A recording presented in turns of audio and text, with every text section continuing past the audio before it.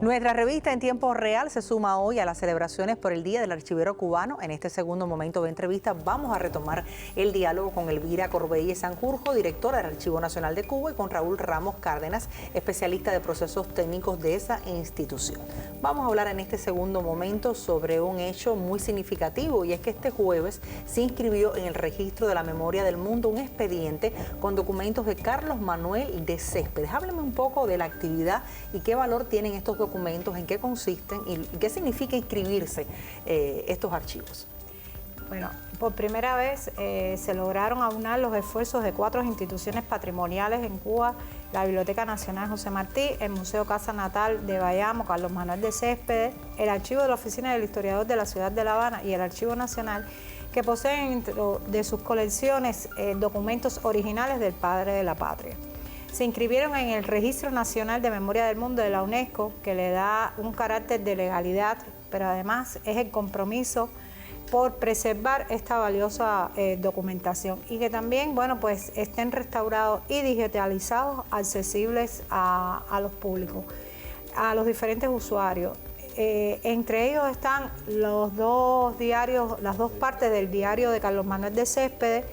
La primera parte, que tiene que ver, está relacionada con los primeros años de la Guerra de Independencia, que solamente se han publicado una sola vez en los años 80 y no han tenido otro tipo de publicación. Y bueno, aquello que llamábamos y que conocimos y que el doctor Eusebio Leal rescató, el llamado Diario Perdido.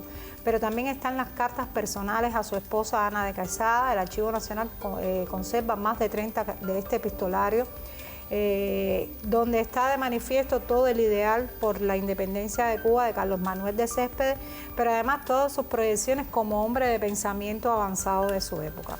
Realmente eso fue un acto muy emotivo ayer, porque aunque hay otros documentos, como es la documentación de José Martí, de Ernesto Che Guevara, pero no se había inscrito en este registro nacional la documentación relacionada con el padre de la patria. Bueno, qué bueno que las instituciones se unieron para lograrlo, instituciones que atesoran parte de la historia y que tienen mucho que ver con la figura de Céspedes, y que esta vez pues le dieron un rigor, digamos, una legalidad a estos documentos, y de esta manera los conserva, los protege en todo el mundo. Ahora, quiero que me comenten un poco sobre la labor investigativa que desempeña el Archivo Nacional de Cuba, porque también es importante esta otra labor. ¿En qué consiste? Sí. Primero que todo, debemos señalar que el Archivo Nacional no es decir, un centro netamente investigativo. Nosotros somos un centro mayormente de servicio a la población, a los usuarios, a investigadores que van a consultar la información que tenemos ahí resguardada. No obstante, existe un equipo de investigaciones dirigido por la compañera doctora Yolanda Díaz, y que lo conforman 3 compañeros más investigadores, es decir, el esposo de Yolanda y 2 compañeros jóvenes, que en la actualidad están tratando 3 temáticas en específico. En el caso de Yolanda, la jefa del Departamento de Investigaciones, trata la temática sobre el delito, la delincuencia, finales del siglo XIX, principios del siglo XX. Es decir, todo lo relacionado con los fenómenos sociales como la vagancia, los delitos por parte de personas negras, la delincuencia. Esa es una temática de trabajo que tiene que ver con las solicitudes por parte de los niveles del Estado, del Ministerio de Educación y otras ¿Y ustedes quizás archivan toda esa información o buscan esa información y la facilitan a los investigadores? Sí, de la misma información que tenemos ahí atesorada, que son muchos fondos, se dirige esta información. Hay una segunda línea de trabajo en la investigación del esposo de Yolanda, que por cierto hace muy poco recibió su doctorado en España. Él trabaja el problema de la tierra y la posesión de la tierra en la región centro-oriental de la isla, siglo XIX, también problema de cómo era la posesión de las haciendas, todos estos litigios de la tierra, una cuestión muy interesante. Y una tercera línea de investigación es un poco ligada con la primera, con la de Yolanda, del colega Iván, que es el problema de, es decir, cómo se ve la legalidad y los problemas judiciales enfocados en el problema del racismo a finales del siglo XIX, principios del siglo XX. Es decir, cómo la justicia se enfrentaba a las personas llamadas de color en ese momento, es decir, cómo era la actuación de los jueces, fiscales, etcétera, ante este problema y su repercusión por el problema del color de la piel. Bueno, algo muy interesante. Interesantes aristas que tienen, digamos, que llegan hasta la actualidad con diferentes enfoques, y hay muchos investigadores desde las cátedras, pudiera recordar la cátedra Nelson Mandela, pudiera recordar también la UNIA, que tiene grupos muy interesantes que estudian todo el fenómeno de la racialidad y se basan, por supuesto, en estos datos, estadísticas, relatos que ustedes pueden tener archivados, y esto puede enriquecer, por supuesto, todo el proceso de investigación. ¿Cómo es el procesamiento justamente de esta información? ¿Ustedes le entregan a los especialistas? ¿Qué sucede después de que se recopila todos estos datos?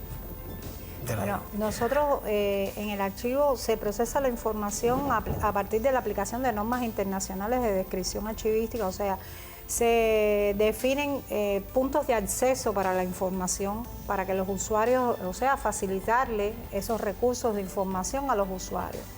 A partir de ahí, bueno, también se procesa la documentación teniendo en cuenta esas solicitudes propias, o sea, cuáles son los periodos o las temáticas que mayor impacto tienen o interés en los investigadores y en la ciudadanía en general. Porque es importante declarar hoy, o sea, que los archivos no son entidades de carácter público, a los que toda la población, o sea, que no tiene acceso, no solamente es de uso exclusivo de los investigadores, de los historiadores, sino de toda la población, de todos los ciudadanos interesados, desde los niños primarios, de una escuela primaria que acuden a nuestras instituciones, hasta la tercera edad, pueden acceder a nuestros fondos documentales y solicitar, bueno, pues las diferentes temáticas que ellos tengan interés. Algo importante que comentaba Raúl, que es que para entender quiénes somos hoy y hacia dónde iremos, tenemos que entender nuestro pasado, de dónde venimos, y nuestras raíces, bueno, pues están en la documentación que se atesoran en todas estas entidades patrimoniales y principalmente en el Archivo Nacional. ¿Qué proyectos desarrolla la institución? Bueno, en estos momentos estamos desarrollando, aparte de los proyectos de innovación y desarrollo, porque son de desarrollo e innovación, tenemos 2 proyectos de investigación en materia de conservación preventiva, que tiene que ver con el análisis del ambiente de archivos, o sea, cómo deben ser los ambientes para conservar los archivos. Y otra temática, otro proyecto que se está trabajando muy fuertemente es en la salud de los trabajadores de archivos. O sea, hay un programa nacional que investiga cómo incide el medio ambiente de los archivos en los trabajadores. Pero los proyectos creo que más importantes y más ambiciosos, y hacia ahí estamos, bueno, pues todo nuestro esfuerzo, son los proyectos relacionados con la informatización de la red de archivos históricos. Un primer momento es que estamos creando toda la infraestructura a partir de la instalación de una solución tecnológica que ha desarrollado la Universidad de Ciencias Informáticas, para poder que los usuarios puedan vía web acceder a los fondos documentales, o sea, que no tengan que trasladarse hacia la institución desde cualquier parte del mundo, por supuesto. Estamos esperando estamos trabajando para que ya a inicios del próximo año pues estén vía web los primeros fondos documentales. Ahí están incluidos también fotografías, mapas, planos y bueno, los documentos en soporte tradicional. Y otro importante proyecto es de cara a la propia informatización de la sociedad, que tiene que ver con los trámites de la población. O sea, en la plataforma Bienestar del gobierno, bueno, pues pretendemos próximamente lanzar también una herramienta que permita a los usuarios pues acceder a los diferentes trámites que se solicitan en el Archivo Nacional. Pues se piden certificaciones de escrituras notariales para los diferentes procesos legislativos que tengan que hacer los ciudadanos y que no tengan tampoco que trasladarse hacia la institución. Esos son, creo que, proyectos ambiciosos, pero estamos dando los primeros pasos y firmes para poder alcanzar los resultados esperados. Bueno, qué bien que se celebre este aniversario haciendo, y ustedes tienen esa voluntad como equipo que son de resguardar la memoria de toda una nación y también atemperarse a los tiempos de inteligencia artificial, de internet, para que el público pueda acceder también a ese caudal de conocimiento que ustedes cuidan de manera tan, digamos, con tanto rigor, y se lo agradecemos muchísimo. Gracias por estar con nosotros en esta emisión. Han sido Elvira Corbelle Sanjurjo, directora del Archivo Nacional de Cuba, y Raúl Ramos Cárdenas, especialista de procesos técnicos de la institución. Gracias a ustedes por acompañarnos en esta emisión de Tiempo Real. De inmediato tenemos ya lista a la próxima provincia que tributa informativamente a la revista. Isla de la Juventud ya está lista, el municipio especial Isla de la Juventud. Lisandra Peña Palenzuela con los detalles. Adelante.